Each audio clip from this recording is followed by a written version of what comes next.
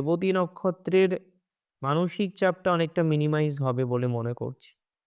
দাম্পত্য থেকে শুরু করে অন্যান্য বিষয়ে দক্ষতার বহিঃপ্রকাশ ঘটার সংযোগটাই বেশি। সিচুয়েশন অনুসারে কিছুটা হিলিং এর জায়গা আসবে বলে মনে করছি। তবে যারা ডিপার্টমেন্টে চাকরি করেন, পুলিশ ডিপার্টমেন্টে, এডুকেশনাল ডিপার্টমেন্টে, আইটি বা ইনফরমেশন টেকনোলজি বা অ্যাকাউন্টস রিলেটেড কোনো বিষয়ের সাথে যারা সংযুক্ত আছেন, তাদের ডেভেলপমেন্ট হবে বলেই মনে করছি। পারিবারিক জীবনে যে বাধা, পরিবারের সদস্যদের সাথে যে disturbance, relationship issues and so বিভিন্ন রকম প্রবলেমের মধ্যে এই যে গতানুগতিকভাবে পড়ে যাওয়া অ্যান্ড কোথাও যেন গিয়ে তাদের টেনশন আপনার টেনশন, বাট আপনার টেনশন আপনার টেনশন।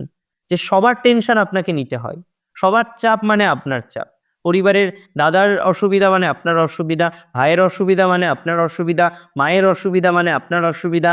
বাট আপনার অসুবিধা মানে আপনারই অসুবিধা। অ্যান্ড এই জায়গাটার রেবতী প্র্যাকটিক্যালি লাইফে বেরোতে পারেন এই জায়গাটি থেকে। যেদিন থেকে রেবতী এই জায়গা থেকে বেরোতে শুরু করে দেয় না, বিলিভ মি তার লাইফ অনেক ইজি হয়ে যায়। আমি বলছি না সেলফিশ হতে, আই নেভার সেড যে সেলফিশ হয়ে যান, একদম সেই ছোটবেলায় পড়া গল্প সেলফিশ জায়েন্টের মতো। No, এরকম হওয়ার দরকার নেই, বাট কোথাও যেন গিয়ে অন্তত নিজের ভালো মন্দটাকে বুঝতে শেখাটা উচিত।